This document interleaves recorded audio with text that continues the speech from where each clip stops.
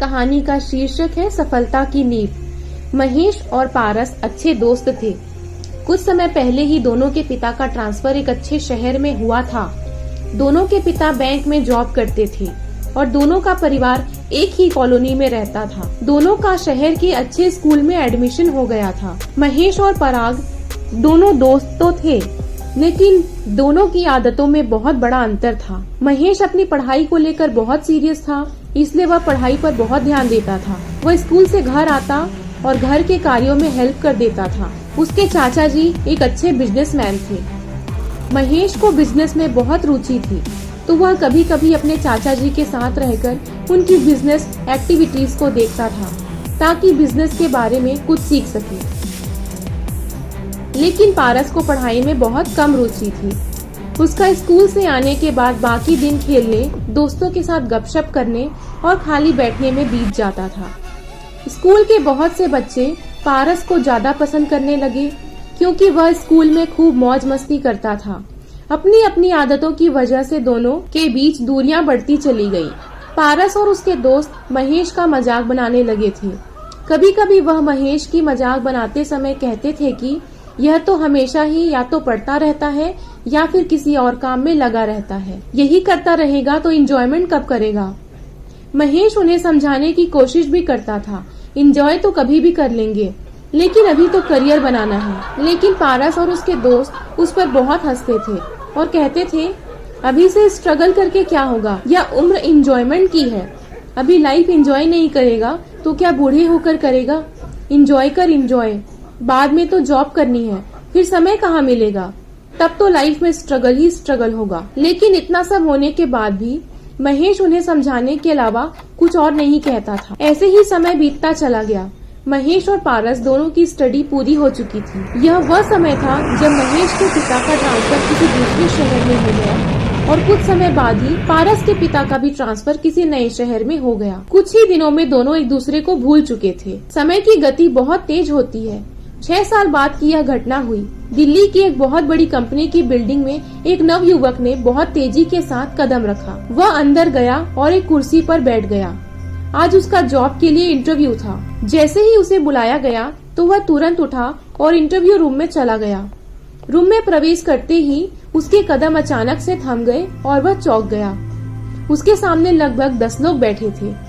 ठीक बीच में लाल कुर्सी पर सफेद कोट पहने एक बहुत ही इम्प्रेसिव पर्सन बैठा था। इस सफेद पहने हुए बंदे को देखते ही नवयुवक बोला, अरे महेश, तुम यहाँ क्या कर रहे हो? क्या इंटरव्यू देने आए हो? महेश, जो सफेद कोट पहने हुए बैठा था, वह बोला, ओह, तुम पारस हो ना? इंटरव्यू देने आया? नवयुवक बोला, हाँ, मैं पारस हूँ और यहाँ इस कंपनी में जॉब के लिए इंटरव्यू देने आया हूँ। तुम यहाँ कैसे? महेश बोला, नहीं, मैं इंटरव्यू देने नहीं आया हूँ, बल्कि इंटरव्यू लेने आया हूँ, क्योंकि मैं इस कंपनी का मालिक हूँ। पारस की नजरें तुरंत झुक गईं। माहौल शांत हो गया। वह मन ही मन सोचने लगा कि मैं जिसका मजाक बनाता था, आज वह इतनी बड़ी कंपनी का मालिक कैसे बन गया। अब महेश ने पारस को देखकर कहा, अगर तुम इंटरव्यू के लिए आए हो तो हमारे बोर्ड के लोग तुम्हारा इंटरव्यू जरूर लेंगे। अब बोर्ड के अन्य लोग पारस का इंटरव्यू लेने लगे।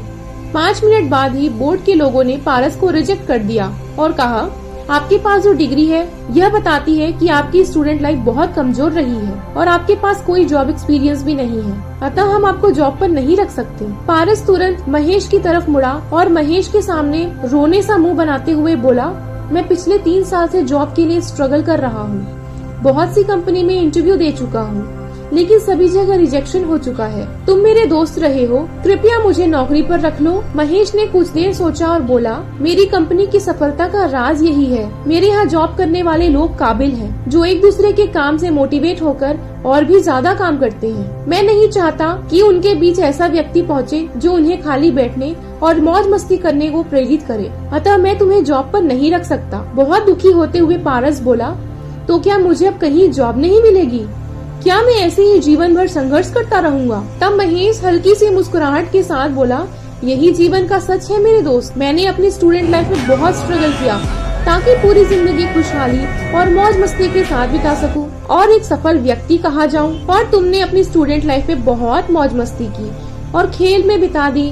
परिणाम तुम्हारे सामने है। अब तुम्हें जीवन भर स्ट्रगल करना होगा।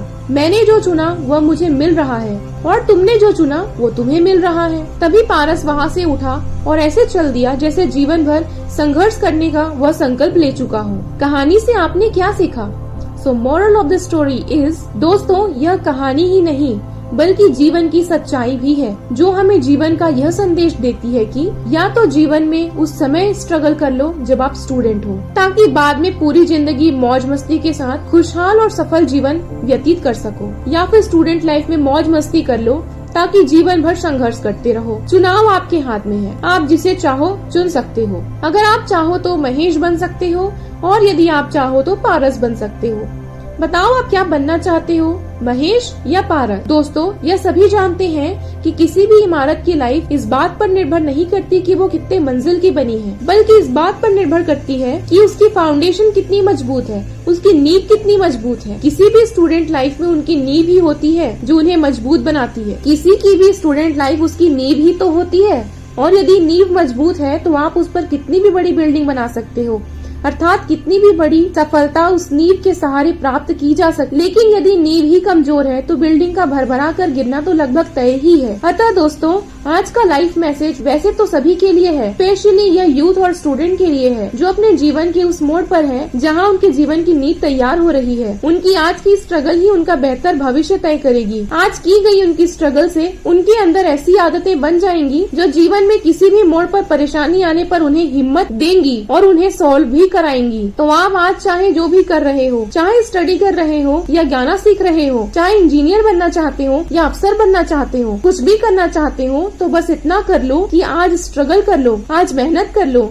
आज अपनी सारी ऊर्जा पूरी एनर्जी लगा दो। अगर आप ऐसा कर पाए तो आने वाला कल आपका होगा और सफलता आपके जीवन को सुगंधित कर देगी। दोस्तों आपको ये इंस्पिरेशनल कहानी कैसी लगी? यदि आपको ये कहानी अच्छी लगी तो हमें कमेंट करके बताएं और हमारे चैनल